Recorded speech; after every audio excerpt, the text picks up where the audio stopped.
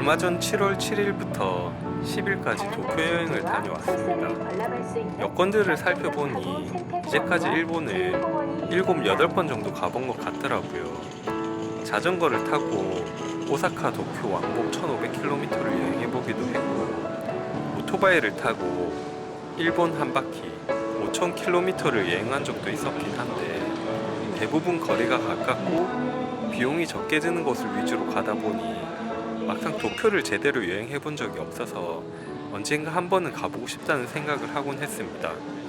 코로나 이후부터 도쿄 여행 비행기 티켓을 찾아보곤 했는데 저렴하게 구입하려면 몇 개월 전에 미리 예약을 해야 하더라고요.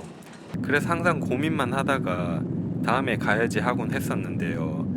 이번 7월 초는 방학 시즌이 시작되기 전인데다가 일본 폭염과 지진설이 겹쳐서 그런지 부산에서 도쿄까지 왕복 티켓이 15만 4천 원이더라고요.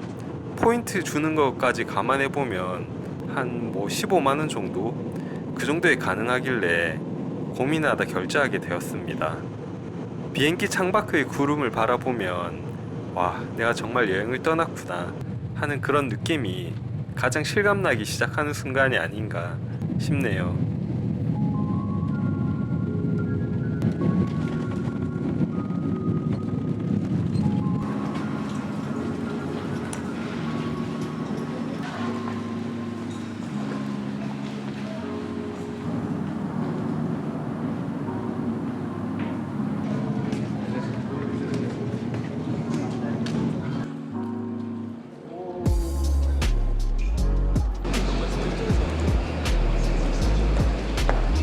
시내로 가는 지하철을 타려는데 매표소 직원이 당연하다는 듯 1200엔짜리 급행 티켓을 건네더군요. 잠시 생각하다 일반 열차로 교환해달라고 했더니 직원이 아주 친절하게 티켓을 환불하고 다시 티켓을 발권해 주었습니다. 이런 친절함이 일본이었지 라는 느낌이 들기도 했어요. 일반 열차를 타기로 했던 이유는 가격 차이는 200엔 밖에 나지 않지만 급행열차보다 빨리 출발하는 일반 열차가 있었기에 급행과 일반의 시간 차이가 별로 크지 않았고, 일반 열차가 일본 사람들을 관찰하기 더 좋다고 생각했기 때문입니다. 일본 지하철에 탑승하니 열차 여기저기에서 귀여운 팬더 캐릭터가 보이는데 이런 모습을 보는 것도 여행의 일부가 아닐까 그런 생각이 드네요.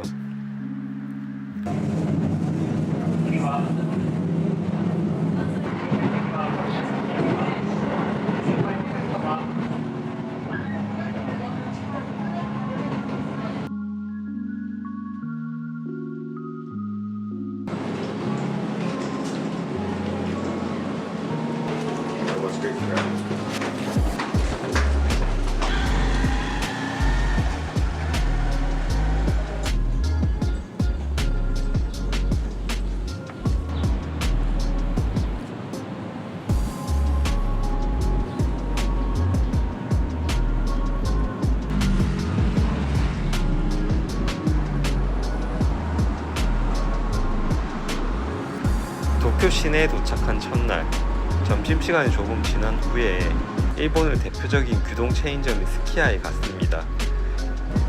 예전에는 없었던 주문용 태블릿이 생겨 있었고 한글 메뉴도 있어서 정말 놀랐었네요. 옛날에는 일본어를 못해서 메뉴판을 손가락으로 가리키며 힘들게 주문했던 기억들이 많거든요.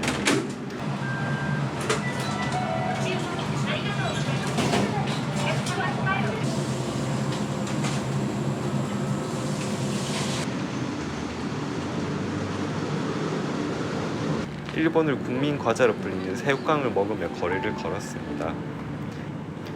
숙소는 아주 깔끔했는데요. 잠시 쉬다가 도쿄의 상징적인 랜드마크 중 하나인 도쿄타워가 보이는 길을 따라 산책했습니다.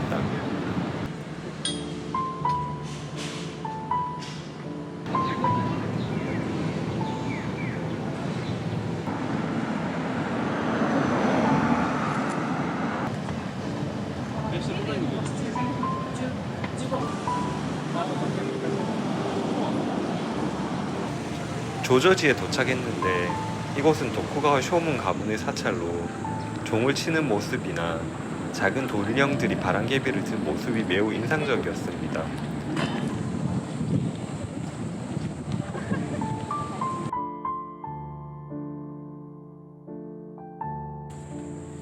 저는 미시마 유키오의 소설과 스피집을 몇 권 봤었는데요. 그 중에 금각사라는 소설의 내용이 갑자기 생각이 나네요. 거기 금각사에 있는 어린 스님이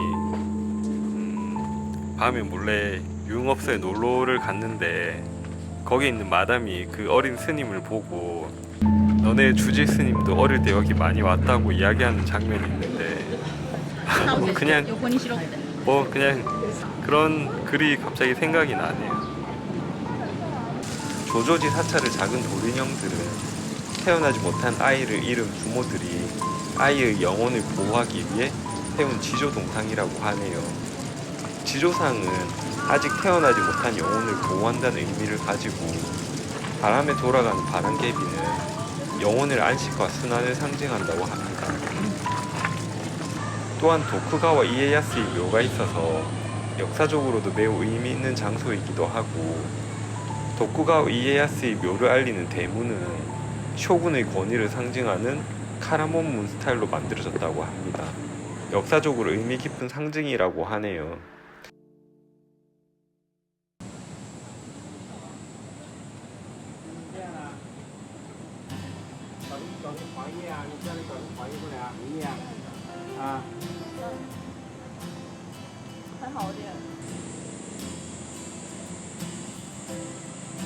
도쿄 한가운데에 보이는 도쿄타워는 1958년 전후 일본의 재건과 희망을 상징하며 세워졌다고 합니다. 높이 333m, 에펠탑을 좀 더 지었지만 조금 더 높고 조금 더 가볍게 완성되었다고 하네요. 낮에는 파란 하늘 아래 솟아있는 모습, 밤이면 수천 개의 불빛이 켜진 모습인데 여행자에게는 도쿄의 랜드마크이자 상징적인 곳이 아닐까 싶네요.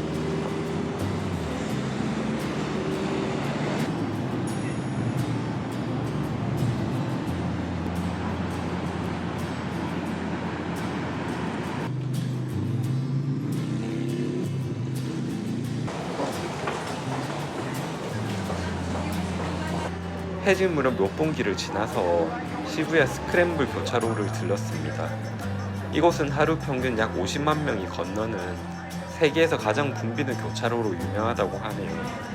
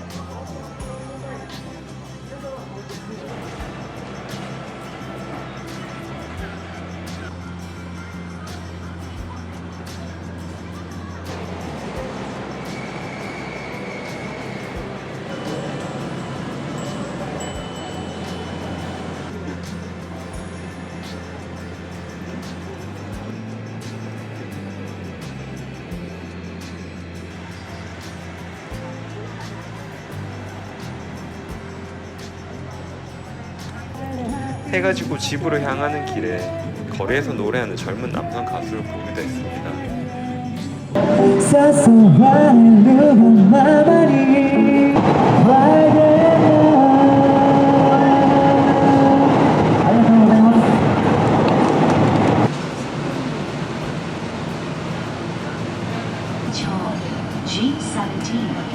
시부야의 이치란 라멘집을 갔었는데 2시간을 기다려야 하더라고요. 그래서 숙소에서 가까운 이치란 아사쿠사로 왔습니다. 이치란 라멘이라고 하면 저는 독서실 같은 집중 카운터에 앉아서 생맥주를 시켜 먹었던 기억이 있습니다. 메뉴 주문부터 서빙까지 시선 한번 누구랑 마주치지 않고 라면에만 몰입하는 공간이 있는 라면집이라는 기억이 있는데 여긴 손님이 너무 많아서 순환율을 생각한 건지 가게의 반 정도는 식탁이고 안쪽에만 카운터가 있더라고요. 생맥주는 없고 병맥주만 있는 데다 인스턴트 메뉴들을 파는 모습도 예전에 제가 오사카 도톤보리에서 들렀던 이치란 라멘 집과는 조금 다른 느낌이었네요. 돌아오는 길에 키친 오리진이라는 가게에서 할인하는 반찬들을 구입했는데요. 키친 오리진은 일본 세이유 계열에서 운영하는 델리언 반찬 가게 체인으로 다양한 즉석 반찬을 저렴하게 구입할 수 있어 현지인들이 자주 이용한다고 합니다. 특히 할인 코너가 잘 갖춰져 있어서 여행자의 간편한 현지식으로도 안성맞춤이라고 하는데 밤늦게 할인하는 가격으로 구입하는 음식들, 오징어 튀김이나 타코야키는 술안주로 가성비가 정말 좋았습니다. 편의점에서 맥주와 하이볼을 구입해서 여기에서 구입한 음식들로 첫날을 마무리했습니다.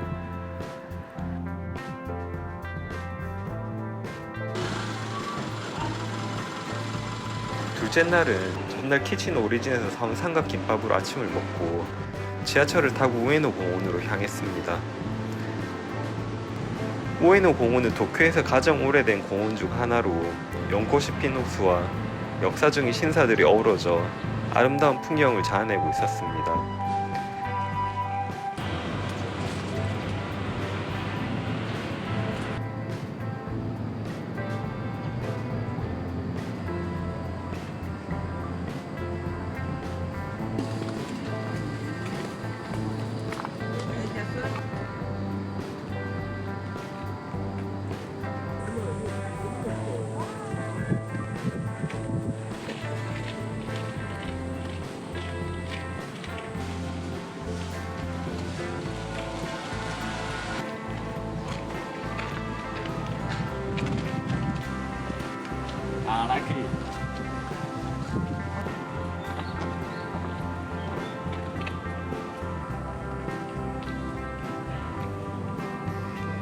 공원의 연꽃이 핀 호수와 아름다운 신사 풍경도 좋았지만 가장 기억에 남는 건 수많은 유리병 속 막대기가 바람에 흔들리며 내는 아름다운 소리였어요.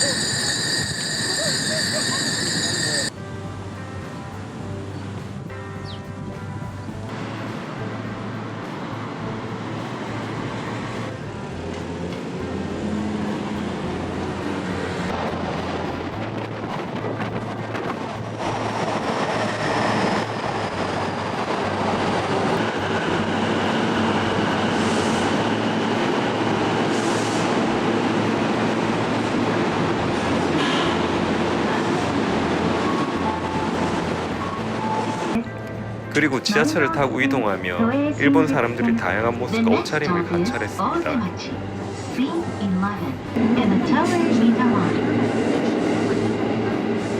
도쿄 지하철 72시간 티켓은 정말 가성비가 좋았습니다. 점심 때는 아카샤리 모리치라는 회전 초밥집에 들렀는데요. 여기는 정말 활기찬 직원들의 목소리가 인상적인 그런 식당이었습니다. 점심시간에는 뭔가 생선 스프 같은 그런 오늘의 메뉴도 있었고요. 전반적으로 가격도 저렴해서 맛있게 잘 먹었던 그런 식당이었네요.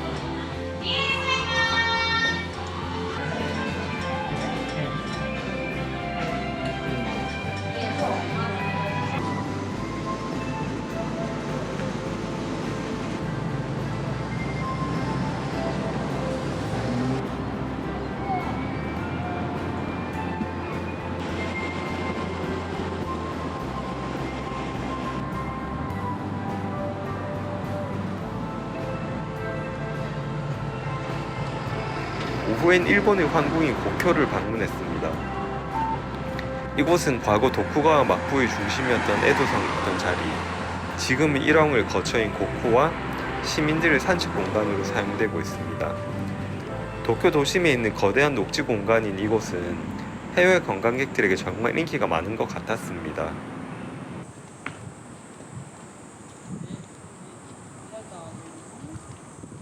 그런데 여기를 걷다 보니 햇빛을 피할 곳이 많이 없어서 무더위에 많이 힘들었는데요. 다들 저희랑 비슷하게 느끼는지 음료 자판기에 사람들이 정말 많이 모여있기도 하더라고요.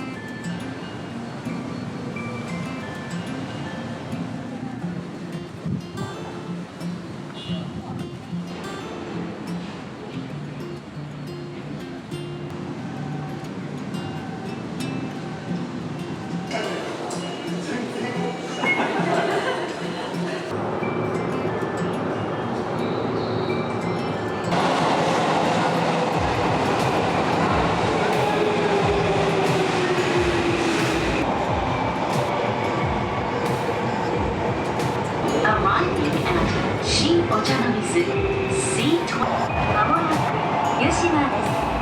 出口は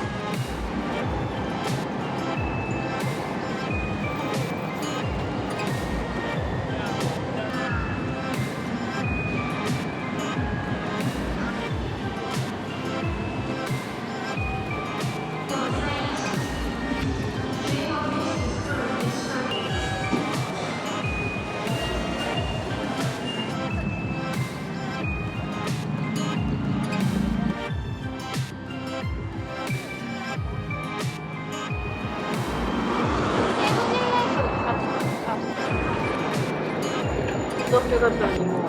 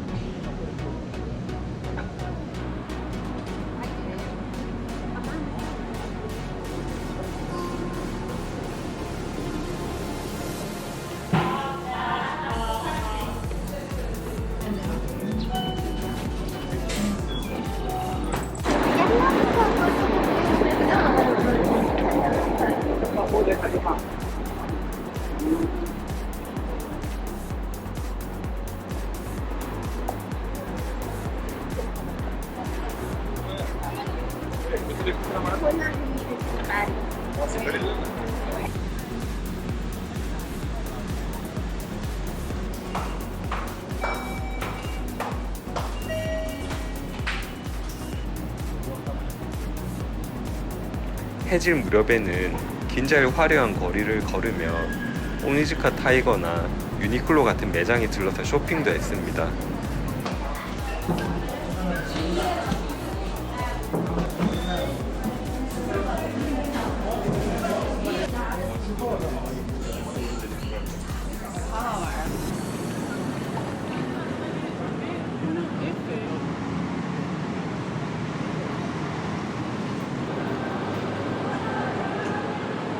해가 진 후에 둘렀던 신주쿠의 오모이데 요코초는 제2차 세계대전 직후의 포장마차 거리에서 시작된 장소라고 하는데요.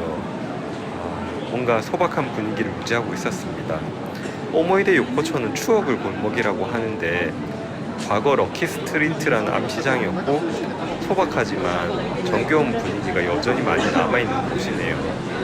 저도 여기에서 어제 맥주를 한 잔 먹을까 하다가 관광객들이 너무 많아서 식사는 하지 않고 조금 걸어서 주변에 있는 맨야 무사시라는 유명 치케맨 맛집에서 저녁을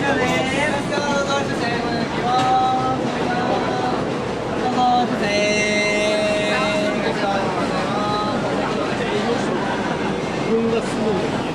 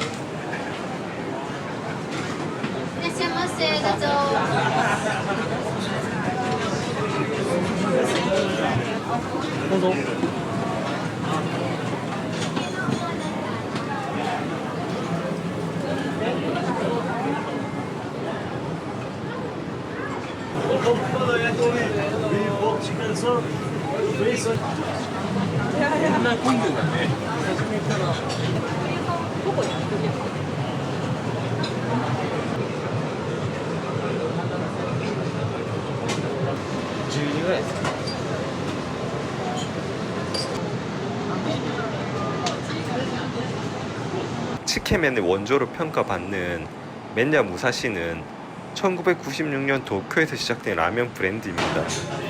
이름은 일본 전설의 무사 미야모토 무사시에서 나왔으며 전통과 예술을 결합한 색다른 라멘 문화를 선보이는 곳입니다. 1950에서 60년대 라면 장인 야마기시 가즈오가 발명한 면과 육수를 분리하는 스타일로 일본의 여름철에도 즐기기 좋은 요리입니다.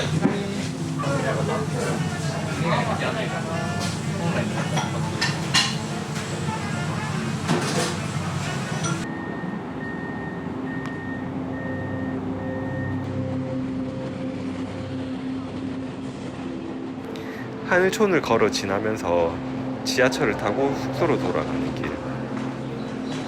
긴 지하철 통로 끝자락에서 정장을 입은 중년의 여성이 천천히 걸어가는 모습이 보였네요.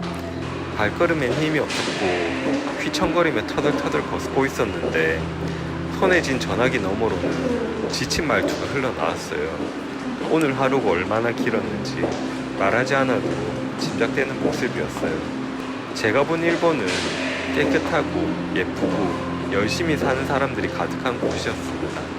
작은 것 하나도 정갈하고 사람들은 질서를 지키는 모습. 하지만 그 아름다움의 이면에는 어딘가 규칙에 맞추지 않으면 서서히 고통을 받을 수도 있을 것 같은 그런 조용한 긴장감 같은 게 느껴지기도 했던 것 같습니다. 이날 밤에도 하이볼에 맥주 한 잔을 먹으면서 하루를 마감했는데 그런 생각이 들었어요. 이 도시를 살아간다는 건 어쩌면 조용히 버티는 일이 아닐까. 셋째 날 아침엔 스키야에서 나토 정식을 먹었습니다. 일본을 여행하면 한 번 정도는 나토를 먹는 게 일본을 느낄 수 있는 방법이 아닐까 싶기도 하네요. 일본을 처음 왔을 때는 나토를 먹는 방법도 몰라서 끈적끈적하게 늘어나는 나토를 힘들게 먹곤 했었죠. 식사 후에는 도쿄 도청 전망대를 방문했습니다.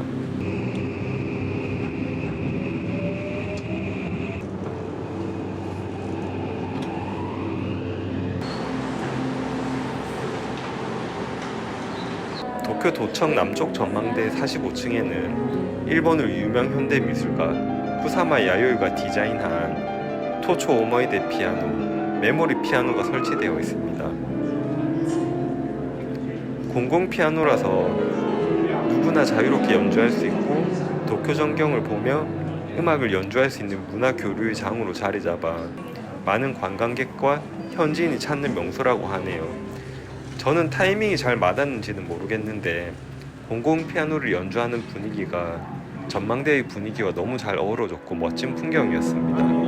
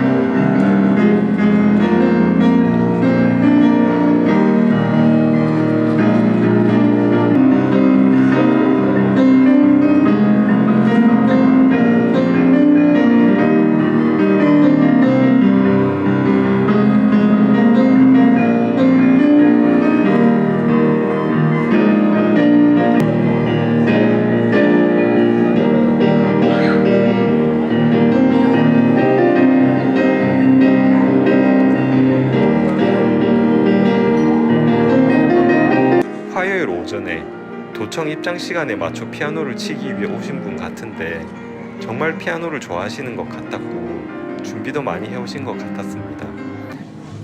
전망대에는 일본의 올림픽 관련 전시물도 잘 되어 있었습니다. 뭔가 일본을 저력이 느껴졌네요.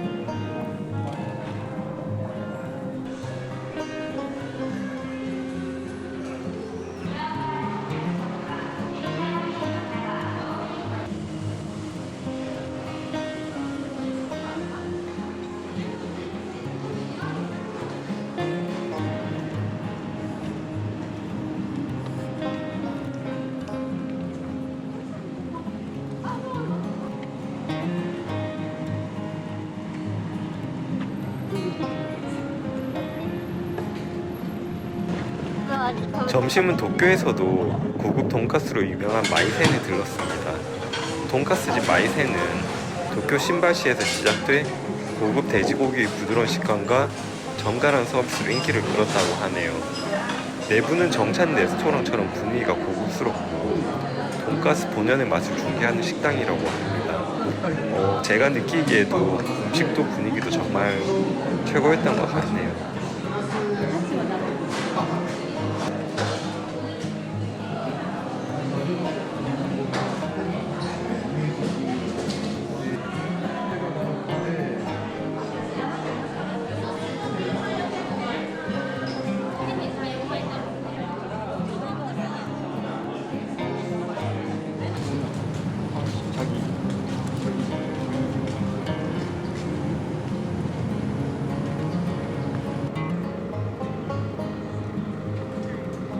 마이센 돈가스 집에서부터 근처의 메이지 신궁으로 걸어서 이동하려고 합니다.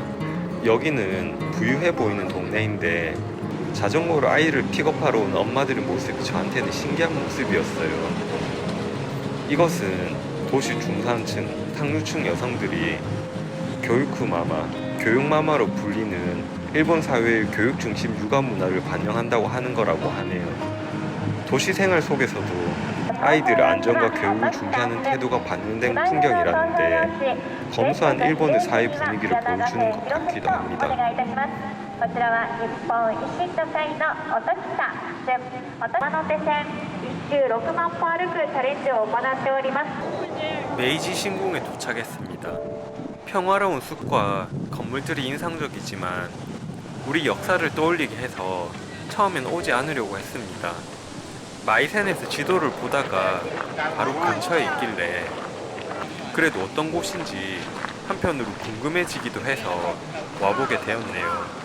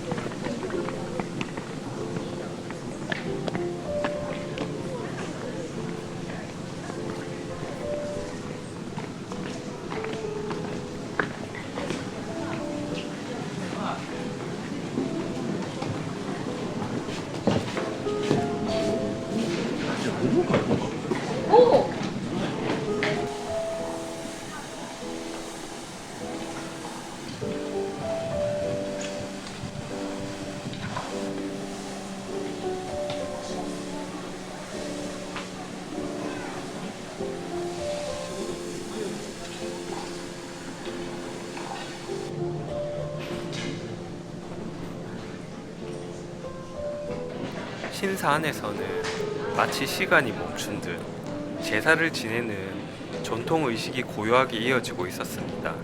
그 풍경을 수많은 외국인 관광객들이, 특히 서양인들이 호기심 가득한 눈빛으로 바라보고 있었습니다.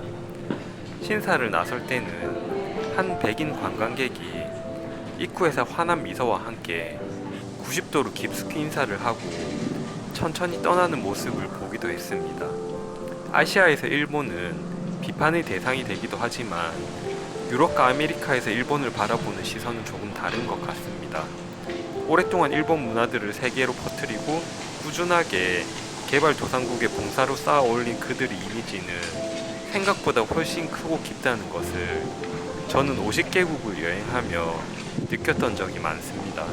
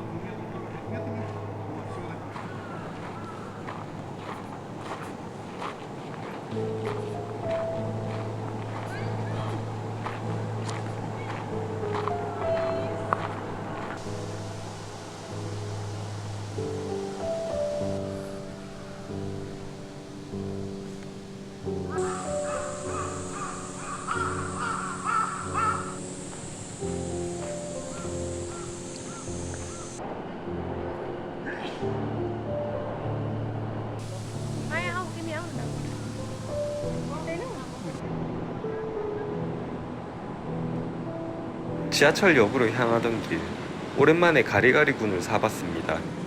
대학생 시절 여름 방학 때 자전거로 일본을 여행하며 편의점만 보이면 들러서 사 먹던 그 아이스크림. 예전에는 62엔, 68엔 그 정도였던 것 같은데 이제는 80엔이 조금 넘는 가격이었네요. 오랫동안 그대로였던 가격이었는데 이제는 가격이 올라 있는 걸 보니까 일본도 우리만큼은 아니지만 확실히 물가가 오르고 있는 것 같은 그런 생각이 들었습니다. 지하철 아이는 오랫동안 승무원이랑 이야기를 하고 있었는데요. 처음에는 티켓을 잃어버려서 나올 때 티켓이 없었나 했더니 그런 건 아닌 것 같고 아마 분실물이 있었던 것 같다는 느낌이 들었습니다. 플랫폼에는 인형을 꼭 껴안은 중학생 여자아이가 조용히 고개를 돌린 채 울고 있었고 맞은편에 앉은 남자아이는 아무 말 없이 그런 여자아이를 바라보고만 있었어요. 무슨 일인지는 모르지만 그냥 상상되는 상황들은 많았고 순간 너무 어리고 귀엽고 진지하기도 하고 조금 재미있는 풍경 같다는 그런 생각도 들었네요. 도쿄에서 참 많은 감정들을 보게 되는 것 같습니다. 다시 시부야 스크램블 교차로로 향했습니다. 이번에는 낮 풍경을 촬영해보고 싶었어요. 길 위는 거의 관광지처럼 변해 있었습니다. 사람들은 스마트폰을 들고 사진을 찍고 포즈를 취하고 메이드 카페 직원으로 보이는 여자아이들도 웃으면서 사진을 찍고 있었어요.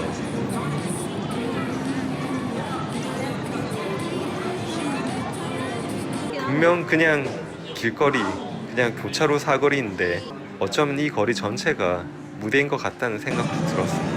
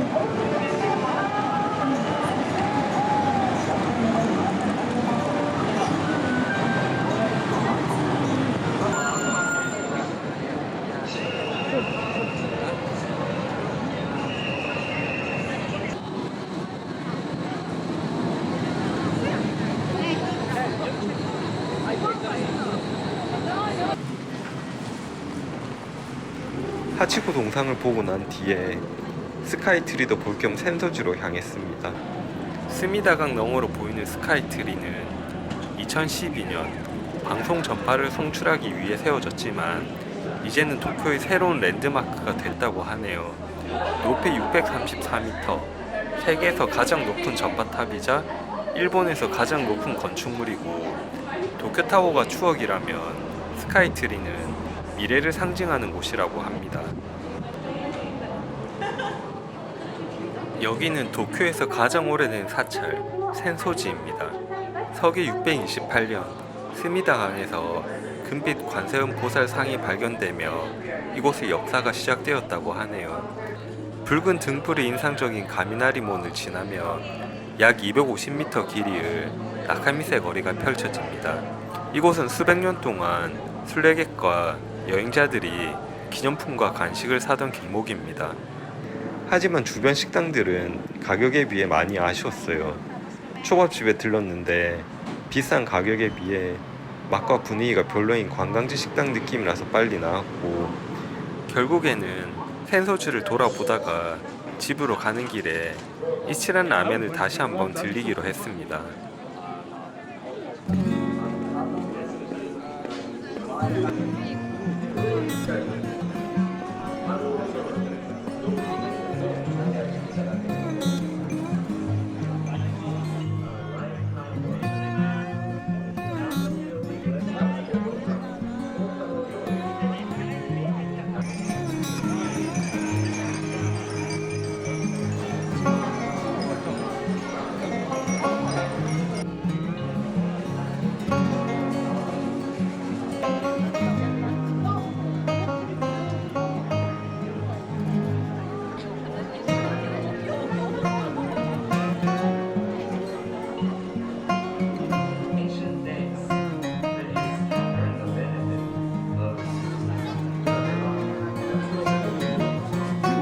센소주의 본당 앞에 서면 향로에서 피어오르는 연기와 함께 소원을 빌며 손을 모으는 사람들의 모습이 참 인상적입니다. 시간이 멈춘 듯한 고즈넉함과 시장의 활기찬 소리가 공존하는 센소지에서는 일본의 과거와 현재가 함께 보이는 것 같네요.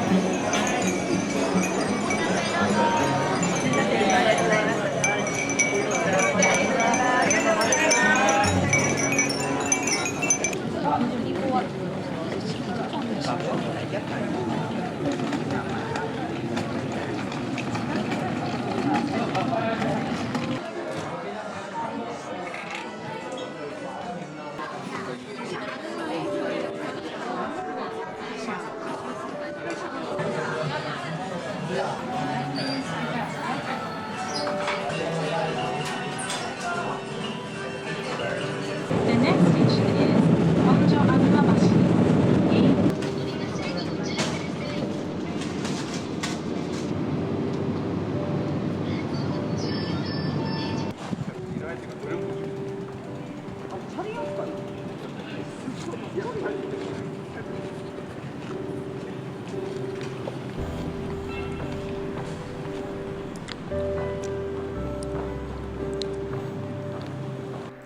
마지막 날 숙소를 떠나며 깔끔한 방을 보며 아쉬움을 느꼈습니다. 언젠가 또 오고 싶다는 생각이 너무 많이 들었어요.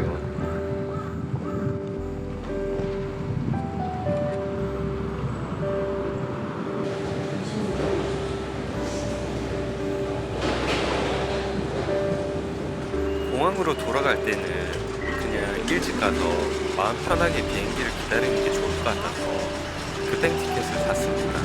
일반 티켓이 1,000엔이고 급행이 1,200엔이거든요. 200엔 차이니까 그냥 돌아갈 때는 마음 편한 게 좋을 것 같았어요.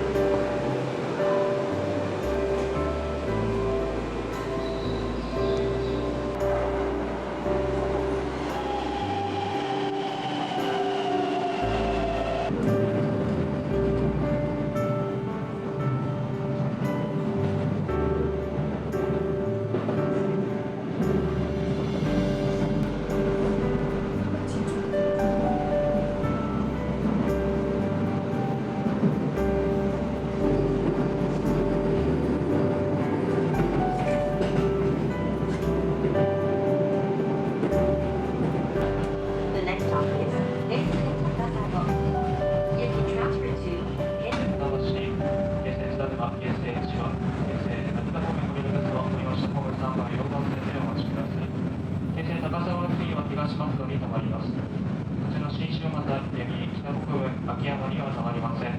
お出口左側です。お待ちください。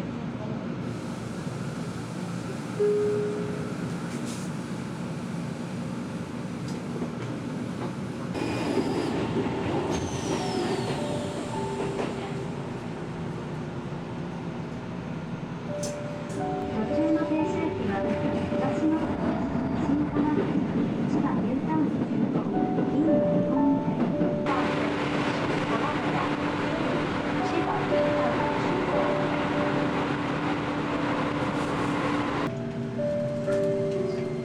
저희가 떠나는 7월 10일에는 도쿄 폭우가 기록적이었다고 하는데요. 전역에 100mm가 넘는 폭우가 쏟아져서 도로 침수와 차량 고립, 홍수 위기가 있었다고 하네요.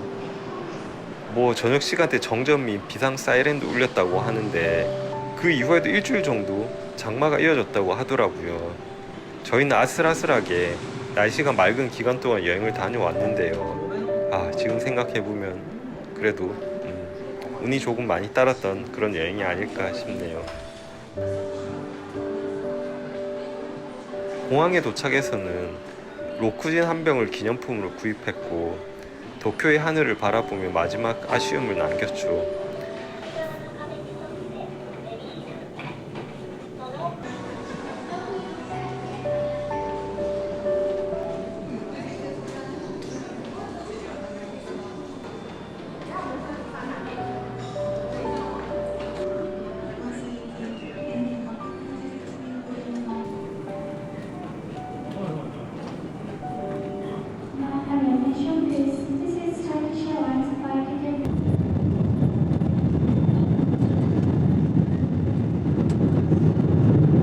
到着しましたが、突然の揺れに備え、シートベルトは常にお締めください。